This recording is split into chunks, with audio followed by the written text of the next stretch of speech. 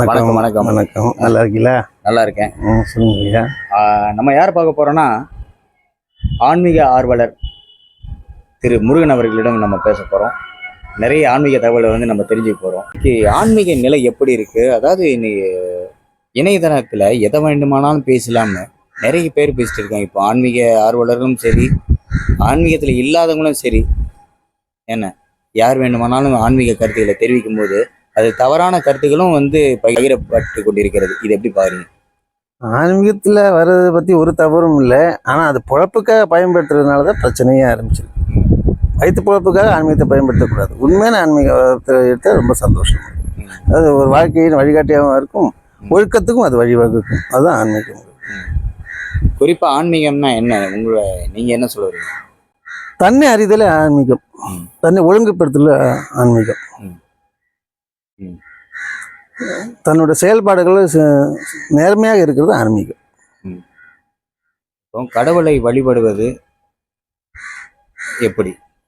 கடவுள் வழிபாடுங்கிறது உலகம் பூராவே ஒவ்வொரு விதமான வழிபாடுகள் இருக்குது. ஒரே மாதிரி வழிபாடு உலகம் ஃபுல்லாக கிடையாது. இப்போ இந்து மதத்தில் பார்த்தீங்கன்னா 4 விதமான வழிபாடு இருக்குது. சரியை, கிரியை, யோகம், ஞானம் இருக்குது. இஸ்லாமிய வழிபாடுகள் வேறு மாதிரி இருக்குது. கிறிஸ்தவ வழிபாடு ஒரு மாதிரி இருக்குது. புத்த வழிபாடு ஒரு மாதிரி இருக்குது. ஆனால் இல்லை, இறைவன் ஒரே ஒரு இறைவன் தான், உலகத்துக்கு ஒரு இறைவன் தான். ஆனால் அவங்கவுங்க பிடிச்ச மாதிரி அவங்க வழிபட்டுட்டு இருக்காங்க. அதில் ஒரு தவறும் கிடையாது. இங்கே என்ன பிரச்சனைன்னா, நீ பெரியவனா நான் பெரியவனாங்கிறது இல்லாத ஒரு விஷயத்துக்காக அடிச்சுக்கிட்டு இருக்காங்க. ஆனால் இறைவன் ஒரே இறைவன் தான், ஏக இறைவன் தான், ஏகன் அநேகன். அதான் உண்மை. ஒரே இறைவன் தான் உலகம் ஃபுல்லாக இருக்காது. இப்போது கூட திருச்செந்தூரில் முருகருக்கு அதாவது கும்பாபிஷேகம் நடந்துட்டு இருக்கு, குடமுழக்கு. இது எப்படி பாக்குறீங்க? அதாவது தமிழ் கடவுள்னு சொல்றாங்க. கடவுள்னா நீங்க சொன்னீங்க எல்லாமே ஒரே கடவுள் தான். அப்ப தமிழ் கடவுளை பத்தி என்ன சொல்றீங்க? அதாவது பக்தி மார்க்கம், இந்த எல்லாமே பக்தி மார்க்கத்துல நிறைய அதிகமான மக்கள் இருக்காங்க. அது தவறு கிடையாது. அதெல்லாம் அடையாளமாக இருந்தாலும் அது தவறு கிடையாது. முருகன் அருள்ங்கிறது இருக்கணும். முருகன் அருள் இல்லைன்னா உலகமே இயங்காது. ஸோ முருகன் வந்து காற்றுக்கு இணையானவர். காற்றுக்கு இணையானவர் கடவுள். அவர் அந்த காற்றுக்கு இணையாக ஒன்று இல்லைன்னா நம்ம இயங்கவே முடியாது. கடந்து நிற்கிறவன் தான் கடவுளுங்கிறது. நிறைய பேர் இந்த பிரபஞ்சம் சொல்றாங்களே, பிரபஞ்சத்தை இயக்குவது கடவுளா, கடவுளை இயக்குவது பிரபஞ்சம்? பிரபஞ்சம்ங்கிறது ஒரு மாயா சிருஷ்டி. மாயா சிருஷ்டி தான் பிரபஞ்சமே. சுத்த மாயை, அசுத்த மாயை, மாயின்னு இருக்கு. அதில் மாயா சிருஷ்டி தான் பிரபஞ்சமே. எல்லாமே அழியக்கூடிய பொருள் தான். படைக்கப்பட்ட எல்லாமே அழியும், படைக்காத பொருள் அழியாது. இப்போ மாயங்கிறது மாயின் சிருஷ்டி தான் பிரபஞ்சமே. நீனும் பிரபஞ்சம் தான், நானும் பிரபஞ்சம் தான். இல்லை, உயிரினங்கள் அங்கங்கே இப்போ ஒரு பூமி மாதிரி நிறைய இடங்கள்ல உயிரினங்கள்லாம் இருக்கு. அப்போ அங்கங்கே கடவுள்கள் மாறுமா? இல்லை இல்லை இல்லை, அது கடவுளுக்கு இதுக்கு சம்மந்தம் இல்லை. கடவுளுடைய நம்ம பிறப்பதுக்கு காரணமாக கடவுள் இருக்காரு. பிறப்பதுக்கு காரணம் கடவுள். நம்மளுடைய கர்ம வினைகள் தான் நம்ம பிறப்புக்கும் துன்பத்துக்கும் காரணம். அப்படி இருக்கும்போது நீங்க எந்த வயதுல இருந்து ஆன்மீக உணர்ந்தீங்க? இது காரணம் எங்கள் வீட்டில் பெரியவங்க தான். எங்கள் வீட்டில் பாரம்பரியமாக நாங்கள் எங்கள் தாத்தா இருக்காங்க, வேலுக்கோணர் ஒருத்தர். அவங்க ஆன்மீகத்தில் இருந்துட்டு இந்த ராமாயணம் மகாபாரதம் கதைகள் பண்ணுவாங்க. அது அம்மா வழி, அப்பா வழி, இது எல்லாமே அந்த பாரம்பரியமாக உள்ளது தான். அதனால் எனக்கும் அது நாட்டம் ஆரம்பிச்சிருக்கு. சில விஷயங்கள் நானும் அப்படி ஃபாலோ பண்ணிகிட்டு இருக்கேன் இன்ன வரைக்கும். அதே மாதிரி எங்கள் பெரிய தாத்தா ஜாதகம் பார்ப்பாரு. நானும் ஜாதகம் பார்ப்பேன். ஜாதகம் பார்த்துக்கிட்டு இருப்பேன். ஆனால் ஜாதகம் அன்னைக்கு பார்க்குற ஜாதகத்துக்கு இன்னைக்கு பார்க்குற ஜாதகம் நிறைய வேறுபாடு இருக்கு. கடவுளால் உருவாக்கப்பட்ட ஜாதகம் பார்த்தா அது பலன் உண்டு. மனிதனால் உருவாக்கப்பட்ட ஜாதகத்தினால ஒரு பலனும் இல்லை. மனிதனால் உருவாக்கப்பட்டதுன்னு எதை சொல்றீங்க? இன்னைக்கு ஜாதகங்கிற பேர்ல பொழப்பு நடத்திக்கிட்டு இருக்காங்க. என்னென்னமோ சொல்லிக்கிட்டு இருக்காங்க. அதுல எல்லாம் ஜாதகம் கிடையாது. உண்மையான ஜாதகம் குரு பக்தியுடன் பயமுடன் உணர்ந்து அது அனுபவத்துடன் கூடியவங்க ஜாதகம் பார்க்கும்போது அதுக்கு உண்டான பலன் கிடைக்கும். இன்னைக்கு யூடியூப்பை திறந்தா எந்த ஜாதகத்தை பார்த்தீங்கன்னா ஒரு ஜாதகரையும் நிறைய பேர் பேச ஆரம்பிச்சிட்டாங்க. வயிற்று பொழப்புக்காக பேசுறது.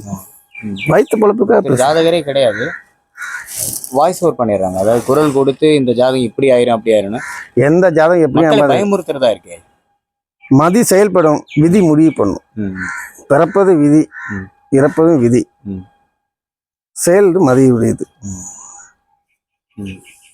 இப்போ மகரம் திருவம் இது நட்சத்திரங்கள் இந்த ராசிகள் பார்க்கும்போது எல்லாருமே வந்து ஒரே நேரத்தில் பிறக்கும்போது அவங்க நல்ல நிலையில ஆகிக்கலாமே. நிறைய பேர் கஷ்டம் அதுதான் சொல்றேனே, விதியால் பிறக்கப்படுறோம், விதியால் முடிகிறோம். அப்போ எதுக்கு ராசி நட்சத்திரம்? ஆசைகள் தான், பேராசைகள் தான். ராசி நட்சத்திரம் எதுக்காக அந்த காலத்துல பார்த்தாங்கன்னா, ஒரு நல்ல காரியத்துக்கு பார்ப்பாங்க, ஒரு வீடு கட்டும்போது, ஒரு கல்யாணத்துக்கு பார்ப்பாங்க, முக்கியமான விஷயத்துக்கு. கிரகங்களோட நிலையை வந்து நம்ம செயல்பட முடியும். இப்போ ஒன்றும் இல்லை. மழைக்காலம் வந்தால் நம்ம எப்படி பாதுகாப்பாக இருக்கிறோம், வெயில் காலம் வந்தால் எப்படி பாதுகாப்பாக இருக்கிறோம், பனிக்காலம் வந்தால் எப்படி பாதுகாப்பாக இருக்கிறோம். தன்னுடைய உணவு பழக்க வழக்கத்துக்கும் கால சூழ்நிலை வேலைக்கும் தகுந்த மாதிரி எப்படி நம்ம பார்க்குறோமோ அதே மாதிரி ஜாதகம் வந்து கிரகங்களின் அடிப்படையாக கொண்டது. 9 கிரகங்கள், 27 நட்சத்திரங்கள், 12 ராசிகள், 108 பாதங்கள், இதுதான் ஜாதகத்தின் அடிப்படையே. 9 கிரகங்கள், 27 நட்சத்திரங்கள், 12 ராசிகள், 108 பாதங்கள், இதனுடைய கொண்டு கணிக்கிறது தான் ஜாதகம். ஜாதகம் கூட ஓயாமல் ஜாதகம் பார்த்து ஒரு பிரயோஜனம் இல்லை. ஜாதகம் பார்க்கறதுனால எந்த பிரச்சனையும் தீரப்போகிறதும் இல்லை. இதுதான் முடிவு பண்ணும்.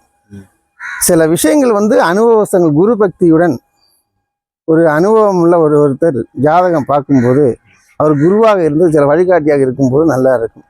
ஆனால் அவங்க வந்து பணத்துக்காக பொழப்புக்காக ஜாதகம் பார்க்கக்கூடாது, பார்க்குறவங்க கிடையாது. பொழப்புக்காக இன்னைக்கு பார்த்துக்கிட்டு இருக்கவங்களால சொன்னால் பலன் இருக்காது. இப்போ ஜாதகம் பார்க்கறதுக்கும் அருள் வாக்கு சொல்றாங்களே, அவங்களுக்கு என்ன வித்தியாசங்கள்? ரெண்டு பேருமே வந்து அருள் வாக்குங்கிறது ஒன்று இல்லைங்க. ஒரு சிலவங்களுக்கு இயற்கையாகவே கடவுள் வந்து ஒரு அருள், ஒரு வரங்கு மாதிரி ஒன்று கொடுத்துருப்பாரு. சொன்னால் நடக்கும், சொன்னால் அது பலிக்கும். அது சிலவங்க அதுக்கு சொல்கிறாங்க, நடக்குது, மக்கள் போகிறாங்க. சிலவங்க அதை தப்பாக யூஸ் பண்ணி மாந்திரிகமாகவும் பயன்படுத்துகிறாங்க, அதுவும் தவறு. குறிப்பாக அந்த அமாவாசை பௌர்ணமிக்கு நிறைய இடங்கள்ல வந்து இன்னைக்கு வந்து ரொம்ப அதிகமாயிடுச்சு ஆசை. பண ஆசை தான், ஆசை தான் காரணம். நிறைய கோவில்கள்லையும் சரி, இந்த அருள் வாக்கு சொல்ற நிலையங்கள்ல இன்னைக்கு பூஜைகள் இல்லாம யாகங்கள் இல்லாத இடமே இல்லை. எதனால யாகங்கள் பண்றாங்க? எதுக்காக அருள் வாக்கு கேட்க போறாங்க? யாகம் பண்ணாலும் ஆசைகள் தான். பண்ணக்கூட நான் சொல்ல வரல, ஆசைகள் தான் காரணம். ஒன்னே ஒன்று மட்டும் தெரிஞ்சுக்கோங்க, ஒரு மனிதன் எதுக்கு பிறக்கிறான்? இன்ப துன்பங்களால் அவன் பக்குவப்பட்டு பரமாத்மாவுடன் ஆத்மா சேரணுன்றதுக்காக பிறக்கிறான். ஆனா அவன் அதை மறந்து நிரந்தரமா இங்க இருக்கிறவன் நினைச்சுக்கிட்டு ஒவ்வொரு செயலும் செஞ்சுக்கிட்டு இருக்கான். ஆசையே காரணம், ஆசைதான் காரணம். இருந்தாலும் ஆசைங்கிறத விட அந்த நிலையில வந்து அந்த பிரச்சனையில இருந்து தீர்வு காண தானே ஒரு தேடுதலா வராங்க. அதுக்கு எந்த தீர்வும் நம்ம எடுத்துக்க முடியும். நம்மளால பரிகாரமே தேடுறாங்க. அந்த பரிகாரங்கள் வந்து சரியா இருக்கிறதா? பரிகாரங்கள் என்ன பார்த்தா எனக்கு தெரிஞ்சு 2 பரிகாரங்கள் இருக்கு. ஒன்று அன்னதானம் பண்றது மிக சிறந்த ஒரு பரிகாரம். அன்னதானமே பரிகாரம், அன்னதானமே ஒரு பரிகாரம் தான். அதை விட சிறந்த பரிகாரம் எனக்கு தெரிஞ்சு ஒன்றும் இல்லை. அன்னதானம் தான் மிக சிறந்த ஒரு பரிகாரம். அதே மாதிரி உதவி பண்றது, பிறருக்கு துன்பம் அளிக்காம இருக்கிறது, இதெல்லாம் மிக சிறந்த பரிகாரங்கள். இப்போ நீங்க ஜாதகரா இருந்துட்டும் இருக்கீங்க. அப்படி வரவங்கள்ட்ட வந்து நீங்க பரிகாரம் எதுவும் சொல்றது இல்லையா? இல்லை, நான் பரிகாரமே சொல்றது இல்லை.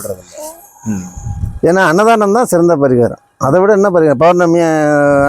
பௌர்ணமி நாள்லையோ இல்லை பசி, யாருக்கு பசி இருக்கோ அந்த சாப்பாடு கொடுத்துட்டுனா அதை விட சிறந்த பரிகாரமே கிடையாது.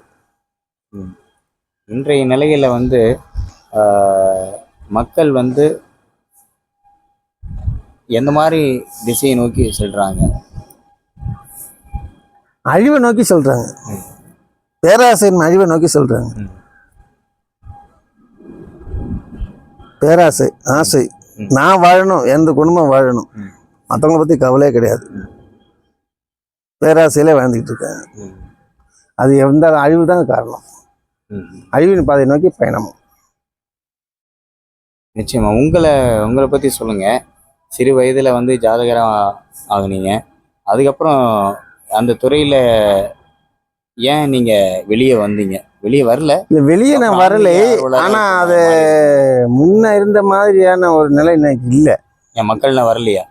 நிறைய பேர் வராங்க. என்னன்னா எல்லாருமே வந்து பொறுமை இல்லாம போச்சு. உடனே நடக்கணும்னா அதெல்லாம் வந்து இன்னைக்கு உள்ளது கலியுகத்துக்கு தகுந்த மாதிரி. கலியுகம் எப்படி செயல்படுதோ பாதைகள் சரியில்லை, கலியுகத்தினுடைய பாதைகள் சரியில்லை. அதனால எப்பவும் உள்ள மாதிரி நம்ம பாட்டு இணைஞ்சிக்கிட்டு இருக்கோம். நேர்மையான பாதையில போகும்போது நம்ம ஒதுங்க வேண்டிய இருக்கு. நேர்மையாக வழி பாதையில் போகும்போது நம்ம ஒதுங்கி நிதானமாக போக வேண்டியது இருக்கு. உண்மையான ஜாதகம் சொல்கிறவங்க வந்து கொஞ்சம் ஒதுங்கி தான் இருப்பாங்க. இன்னைக்கு விளம்பரமும் ஆடம்பரத்தையும் நம்பி இருக்கக்கூடிய ஒரு கூட்டம் இருக்குது. அப்படி இருக்கும்போது ஒன்றுமே பண்ண முடியாது. அவங்க என்ன விதியோ அதான் நடக்கும். இப்போ இந்த வாராகி அப்புறம் நிறைய அம்மனுக்காக நடத்தக்கூடிய அந்த அந்த பூஜைகள்லாம் எப்படி பாருங்க? இப்போ அதுவே வந்து பெரிய இப்போ ஒரு ட்ரெண்டிங் ஆயிடுச்சு. வாராகி, பிருத்திங்கிற சக்தி, அம்பாள் எல்லாமே மனம் சார்ந்ததை ஒழிய மனம் சார்ந்த பூஜைகள் தானே அது. நிஜம் அது இல்லையே. அம்பாளை யாரை கும்பிட்டாலும் அவன் இறக்குறவன் தடுக்க முடியுமா? இறப்பு தடுப்பு இல்லைல்ல. இறக்க போகிறவங்கள தடுக்கிறதுக்கூடிய ஆட்டில் யாருக்கு இருக்கு? இல்லைல்ல. இறக்குறவங்க இருந்துட்டு தானே இருப்பாங்க. அது தடுக்க முடியாது. அப்போ எந்த கும்பிட்டா என்ன விதி? யாரை கும்பிட்டாலும் விதி தான். கடவுளை கும்பிட்டு தானே ஆகணும். எல்லாருமா கடவுளை கும்பிட்றாங்க. சரி, நம்ம நாட்டில் இருக்கவங்க கடவுளை வராகியை கும்பிட்றாங்க. அமெரிக்காவில் இருக்கிறவங்க யாரை கும்பிட்றாங்க? கோவில் கட்டுறாங்களே சாமி. யாரு கட்டுறா? இங்கேருந்து போனவங்க கட்டுறா? அங்கே உள்ளவங்க கட்டுறாங்களா? கட்டுறாங்க. அந்த நாட்டுக்காரங்க எங்கே கட்டுறாங்க? நாட்டுக்காரங்க கட்டல, அவங்களுடைய கடவுளை கும்பிடுவாங்க. அப்போ அவங்களுக்கு வராகி இல்லை. கடவுள் ஒரு கடவுள் தான். மனத்துக்கு பிடிச்ச மாதிரி சாமி கும்பிட்றாங்க. உனக்கு ஒரு நிம்மதி கிடைக்குது, அந்த நேரத்துக்கு ஒரு ஆசுவாசம் கிடைக்குது. அவ்வளோதானே ஒழிய வேற எந்த பலனுமே கிடையாது. கடவுள் ஒன்றுன்னு சொல்லிட்டீங்க. நம்ம ஒவ்வொரு இந்துக்கள் வழிபடுற ஒரு ரூம்லையும் பூஜை அறையிலையும் பார்த்தீங்கன்னா 50 சுவாமியாக இருக்க தான் செய்கிறாங்க. பெருமாளும் இருப்பார், பிள்ளையார் இருப்பார். அப்போ ஒரு கடவுள் யார்? அதுக்கு காரணங்கள் வந்து நிறைய இருக்குது. இப்போ அதுக்கெல்லாம் நான் விவரமாக சொல்லணும்னா நேர காலங்கள் பத்தாமல் போகும். அடுத்த பதிவில் பார்ப்போமா? ஆமாம், அது வந்து ரொம்ப பெருசாக பேசணும். அது வேணாம். நிச்சயமாக அது நான் ஆஃபீஸ் போட்டு அது விரைவாக சொல்கிறேன். அவசியம். அது ஒரு தர இல்லை, கிட்டத்தட்ட அது 50-100 வாரம் போகும். சரி சாமி, நிச்சயமா. அடுத்து ஜோதிடங்கள் பொய்ன்னு சொல்ல வரீங்களா? ஜோதிடம் பொய் சொல்ல, ஜோதிடம் சொல்றவங்க பொய்யானவங்க. சாமி, இப்போ நீங்க சொன்னீங்க வெளிநாட்டுல வந்து நமக்கு கோவில் கட்டலன்னு. ஆனா இங்க இருக்கிறவங்க வந்து கட்டுறாங்களே, சொல்ல தேவையில்லை. சில கோவில்கள்லாம் தேவாலயமா இருக்கலாம், எதுவாக கட்டுறாங்களா? அது எப்படி பாருங்க? கோவில் வந்து ஒரு இடத்துல வந்து கோவிலோ மசூதியோ சர்ச்சிலோ கெட்டுறது ஒரு தவறும் இல்லை. ஆனா அதை வச்சு பொழப்பு நடத்தக்கூடாதுன்னு தான் நான் சொல்ல வரேன். அது பக்திக்கு கெட்டுறதா இருந்தால் பிரச்சனை இல்லை, பக்தி கெட்டுறதா இருந்தால் பரவாயில்ல. நீ பொழப்புக்கெல்லாம் கட்டிக்கிட்டு இருக்க, அதானே பிரச்சனையா இருக்கு. அதை வச்சு 2 சமூகத்தை மோத விடுறீங்க. சுயநலத்துக்காக, யாரோட சுயநலத்துக்காக அதை பண்றீங்க? அதானே அங்கே பிரச்சனையா இருக்கு. கோவில் கட்டினாலேயோ சர்ச் கட்டணும் மசூதி கட்டணும் பிரச்சனை இல்லை. ஆனால் அவன் அமைதியாக வழி அதிகமாகுது. காட்சி மண்டபத்துக்கு தான் அந்த கோயிலுக்கு அதிகமாகுது. இன்னைக்கு ஜீவ சமாதி கோவில்கள், அதாவது ஜீவ சமாதி, அதை எப்படி எடுத்துக்க? நீ நிறைய பேர் வணங்கிட்டு இருக்காங்க. அது ஜீவ சமாதி, உண்மையான ஜீவ சமாதிக்கு தன்னுடைய ஆத்மாவை தனக்குள்ள அடக்கி அவங்க சமாதி ஆகுறதுன்னா அதுக்கு கடவுளுக்கு இணையான பவர் இருக்கு. அது எந்த தவறும் இல்லை, அதை வழிபடலாம். ஆனால் அங்கே வழிபடுறவங்க யாருன்னு பார்க்கணும். உண்மையானவங்களாகவும் நேர்மையாகவும் இருக்கணும். சுயநலத்தோட போய் வழிபட்டால் அங்கே ஒன்றும் நடக்காது. சும்மா உட்காந்துட்டு வரணும். கோவிலில் நிறைய பக்தர்கள் வந்து எங்கே போனால் நல்லது கிடைக்கும் சொல்லிட்டு இப்போ கோவிலில் போய் சாமியை வணங்குறாங்க, ஈசனியை வணங்குறாங்க, முருகனை வணங்குறாங்க எல்லாம். இதே மாதிரி இதை தவிர்த்து ஒரு தரப்பினர் வந்து பார்த்தீங்கன்னா சித்தர் ஜீவ சமாதிகள்லாம் போகிறாங்க. இது எப்படி பார்க்குறீங்க? அங்கேயும் போய் பையன் அதாவது நல்லதுக்காக போகிறாங்க. இது எங்கே போய் வழங்கினாலும் ஆனால் கடவுள் தானே முக்கியம். கடவுள்கிட்ட இருந்து ஆற்ற கிடைக்கக்கூடியது தானே. எங்கே போய் என்ன வழங்கினாலும் ஒரே பாடல் தான், திருமந்திர பாடல் தான். தன்னை அறிய தனக்கு ஒரு கேடு இல்லை, தன்னை அறியாமல் தானே கெடுக்கின்றான், தன்னை அறிந்த பின் தன்னை தானே அர்ச்சிக்கின்றான். அது ஒன்றுக்குள்ளே இருக்கிற கடவுள் நீ உணர்ந்துட்டாலே எல்லாம் சரியாகும்.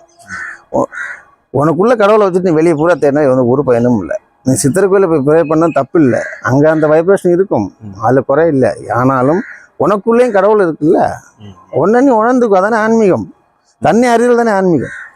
அதுக்கு நாமே வணங்கி கொள்ள வேண்டுமா? ஆமாம், சுய ஒழுக்கமே அவங்களுக்கு நல்ல பலனை தரும். நம்மளோட உண்மையான ஆன்மீகமே அதுதானே. நம்ம வணங்குறதுக்கு கடவுளை வணங்குறது வித்தியாசம் இருக்குல்ல. அதாவது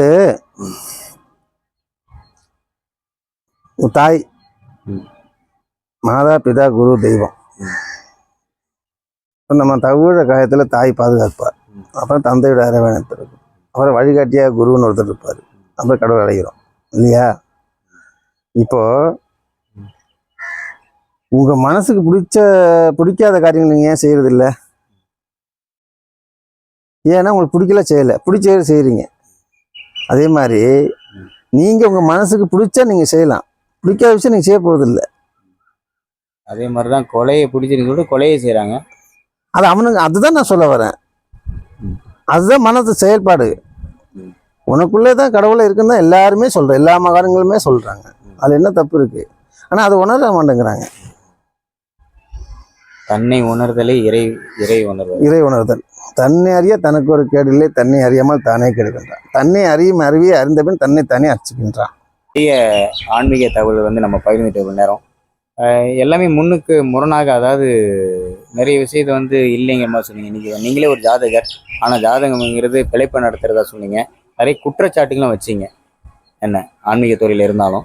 ஸோ இந்த மாதிரி நிறைய விஷயங்களை வந்து வெளிப்படையாக பேசியதற்கு நன்றி. மீண்டும் அடுத்த பதிவில் பார்ப்போம்.